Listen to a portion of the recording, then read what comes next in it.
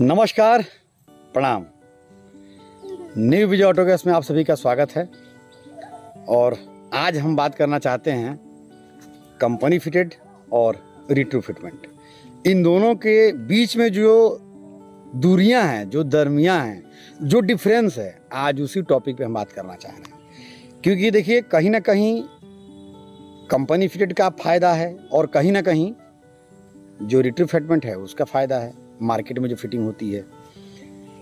क्योंकि दोनों में अगर देखा जाए कि सेम फायदा है तो ये संभव नहीं है, ये बिल्कुल संभव नहीं है। क्योंकि जब गाड़ियां बनती है तो उसी हिसाब से उसको डेवलप किया जाता है और चीज़ों को बनाया जाता है। जैसे टाटा को अगर देखा जाए तो टाटा अब से नहीं, करीब करीब 3-4 साल पहले से ही, 3-4 साल से भी अधिक, हमको लग रहा है कि 2015-16 मॉडल में अगर हमने पीछे का फीलिंग माल मुझे लगाना था तो हमने उसको खोला था, पीछे का ढक्कन, तो वहाँ पे हमने देखा कि कटिंग था। जो टाटा की गाड़ियों में लगाए हैं उनको ये चीज़ देखने को मिला होगा कि जब बैक फीलिंग माल जब लगाने के लिए जब खोलते हैं तो उसमें मुझे व्यवस्था मिल जाती है। उसमें हमें बॉडी कटर से काटना नहीं पड़ता है, ऑलरेडी उसमें होल है। सिर्फ हमें 10 नंबर के बोल्ट से खोल के वो ढक्कन हटा देते हैं और उसमें फिट कर देते हैं। तो ये चीज़ हो जाती है भाई। कंपनी फिटेड और ये रेट्रोफिटमेंट, ये दोनों में जो डिफरेंस है वो इसलिए आज हम दिखाने का या समझाने का प्रयास करते हैं। छोटा सा प्रयास, बहुत छोटा सा, बस कोशिश कर सकते हैं। तो आइए स्टार्ट करते हैं। देखिए, सबसे पहले हम बात करते हैं इसकी रिपेयरिंग। सबसे पहली बात रिपेयरिंग, क्योंकि भाई गाड़ी है, आज आपने लिया है, आज बढ़िया है, लेकिन कल बढ़िया रहेगी ये संभव ही नहीं है। क्योंकि जब गाड़ी चलेगी तो भाई खराब होगी, और जब खराब होगी तो बनवाने तो जाना पड़ेगा। आप नहीं जाएंगे भाई, कोई और जाएगा, लेकिन आप ही की गाड़ी बनने जाएगी और किसी की गाड़ी तो बनने जाएगी नहीं। तो इसलिए हमने सोचा कि आज आप लोग को हम थोड़ा सा अपने माध्यम से बताना चाहते हैं कि किसमें क्या फ़ायदा है और किसमें क्या दिक्कत है, नुकसान है। तो इसी के साथ स्टार्ट करते हैं हम रिपेयरिंग पे। रिपेयरिंग में क्या है कि कोई भी हो या XYZ कोई भी कंपनी की फिटेड गाड़ी हो तो उसके पार्ट्स की अगर हम बात करें तो पार्ट्स मिलने में समस्या होती है, दिक्कत होती है। अब ये दिक्कत कैसे होती है, कंपनी इसको अभी तक सॉल्व क्यों नहीं कर पाई। मुझे आज भी याद है कि लखनऊ के अंदर 2010 के आसपास जो है, 9-10 में कंपनी फिटेड जो है वैगनार आ गई थी। ये पहली गाड़ी लॉन्च हुई थी कंपनी फिटेड। लेकिन 2010 से अब तक 11 साल करीब हो गया। लेकिन अभी भी जो है इसका अगर कंपनी फिटेड का एक स्विच लेने के लिए हम जाएं, या कहे तो ECU लेने जाएं, या एक इंजेक्टर लेने जाएं, तो इंजेक्टर तो हमें मिल जाएगा, लेकिन क्या है कि उसका जो प्राइस है वो प्राइस अत्यधिक है, जो आदमी अफोर्ड नहीं कर सकता है। क्योंकि अफोर्ड ना करने का कारण है, उसमें पहला रीज़न ये है कि उसका MRP ज़्यादा होना। दूसरा रीज़न करंट में मौजूद नहीं होता है, आप ऑर्डर देंगे तो आएगा। और वहीं अगर इंजेक्टर की हम बात कर रहे हैं अभी, तो इंजेक्टर अगर मार्केट वाला इंजेक्टर हम उसमें बिल्ड करते हैं तो काफ़ी सस्ता है। तो यहाँ पे आदमी दिमाग लगाता है, लेकिन दिमाग लगा करके भी कुछ नहीं कर सकता है, वो मजबूरी है। तो एक तो हो गया आपका इंजेक्टर। अब आते हैं दूसरा ECU पे। देखिए, ECU भी एक ऐसा पार्ट्स है कि कभी ना कभी खराब होता है, कहीं ना कहीं खराब होता है।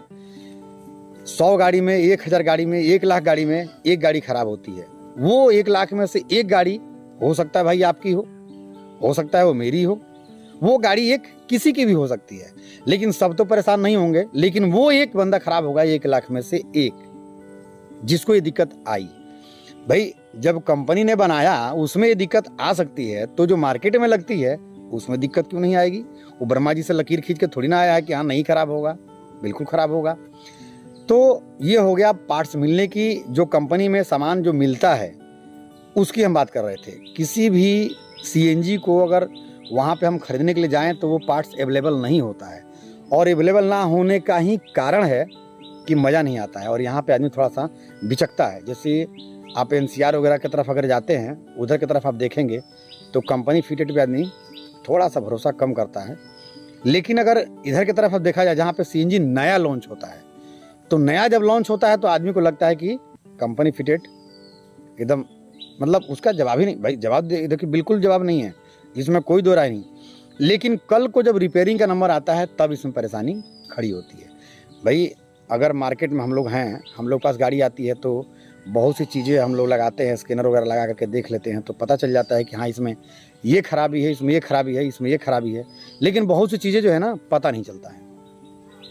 तो जब पता नहीं चलता है तो क्या होता है कि कस्टमर भी परेशान, भाई ऑनर भी तो परेशान होते हैं, ऑनर भी परेशान हुए और मैकेनिक भी परेशान हुआ। लेकिन रिजल्ट जब कहते हैं ऐसे में क्या होता है कि गाड़ियों का सॉफ्टवेयर जो है चेंज करना पड़ता है। जब पूरा सॉफ्टवेयर चेंज होता है तब जा करके वो ठीक होता है। तो ये था ECU के बारे में। अब आइए बात करते हैं स्विच का भी सेम वही कंडीशन है, वो भी रिपेयरिंग का कोई मतलब नहीं है। अगर हम कंपनी में ऑर्डर करते हैं तो भी वो सामान नहीं मिलता है, और नहीं मिलता है लास्ट में सिर्फ स्विच की वजह से। खराबी क्या है? Only switch. भाई 1000-1200 रुपये का आइटम, 1500 रुपये, 2000 रुपये का आइटम है, लेकिन नहीं मिला तो भाई चलाना तो है ना। अब मजबूरी है कि हमको जो है आपका स्विच चेंज करना पड़ेगा। अब स्विच चेंज कैसे करें, क्योंकि तो मिलने से नहीं रहा। तो तरकीब क्या है? तरकीब ये है कि भाई पूरा ECU चेंज, ये हो गया। अब आइए रिड्यूसर पे आते हैं। रिड्यूसर भी क्या है कि कई चीज़ें नहीं मिलती है। जब कई चीज़ें नहीं मिलती है तो वहाँ पे भी आदमी कुछ नहीं कर सकता है। अब स्विच को भी नहीं बदल सकता आदमी, तो स्विच के भी सेम सिचुएशन। भाई एक स्विच के लिए हमें ECU चेंज करना पड़ रहा है। अब आइए रिड्यूसर पे चलते हैं। रिड्यूसर तो खैर चलिए 2-3 कंपनियों का ब्रांड सेम है तो वो मैच कर जाता है और वो लग जाता है। तो वो लग जाता है, थोड़ा सा मतलब यहाँ पे थोड़ा सा गनीमत रहता है, ठीक है, यहाँ पे है गनीमत। अब आइए रिट्रोफिटमेंट पे आते हैं। यहाँ पे क्या क्या चीज़ें हैं और कैसे कैसे होता है। मान के चलते हैं कि हमारा एक इंजेक्टर ख़राब हो गया, एक सिर्फ इंजेक्टर से ही स्टार्ट करते हैं। तो अगर आप चाहेंगे और फिटर चाहेगा तो सिर्फ एक इंजेक्टर भी आपका बदल करके काम हो जाएगा, ठीक, इंजेक्टर भी चेंज हो जाएगा। मैप सेंसर ख़राब हो गया तो मैप सेंसर भी आपका मिल जाएगा, आसानी से मिल जाएगा। देखिए मैप सेंसर ज़्यादा ब्रांडेड नहीं होते हैं और बहुत ज़्यादा क्वालिटी नहीं होता है। करीब करीब सभी नाम का मैप सेंसर होगा और करीब करीब सभी मैप सेंसर जो है करीब करीब सभी में लग जाते हैं, सिर्फ नाम का डिफरेंस होता है। बाकी प्रोग्रामिंग जो होती है वो प्रोग्रामिंग करीब करीब सेम होती है तो वो मैच कर लेता है, और जब मैच कर लेता है तो भाई लग भी जाता है आसानी से। तो ये हो गया आपका मैप सेंसर और इंजेक्टर, ये दोनों आपका रिपेयरिंग हो गया। थर्मोस्टेट अगर ख़राब हो गया तो वो भी जो है आपका चेंज हो जाता है, और चेंज होकर के बदल करके वो भी लग जाता है, ठीक। अब बचा क्या चीज़? Reducer, ECU, map sensor, switch. तो ये सारे पार्ट्स, जितने भी पार्ट्स आपको चाहिए होते हैं ना, सारे पार्ट्स आपको अलग अलग बाई करके मिल जाते हैं। ECU भी चेंज कर देंगे और मैप सेंसर भी चेंज कर देंगे, थर्मोस्टेट भी चेंज कर देंगे, स्विच भी चेंज कर देंगे। मतलब कहने का हमारे साफ ये है कि एक एक पार्ट्स आपको आसानी से मिल जाएगा एक एक दुकान पे। सिर्फ सॉफ्टवेयर, कुछ सॉफ्टवेयर ऐसे हैं जैसे कि भाई मेरे पास भी कुछ सॉफ्टवेयर नहीं है, कोई बड़ी बात नहीं, क्योंकि सॉफ्टवेयर भी चेंज होता रहता है और कुछ सॉफ्टवेयर हैं। तो ये दोनों को मिला करके अगर देखा जाए तो कुल मिला के इसका रिजल्ट जो निकलता है वो ये निकलता है कि दोनों अपने अपने सुविधा के अनुसार सही है। जिसका रन ज़्यादा है उसके लिए आप खुद विचार करें इसमें, और जिसका रन कम है उसके लिए भी आप खुद विचार करें। मेरा कहने का मतलब यह है कि रिपेयरिंग जो है मार्केट वाले का इजी है और जो कंपनी वाले का है उसका रिपेयरिंग थोड़ा सा कठिन पूर्वक है।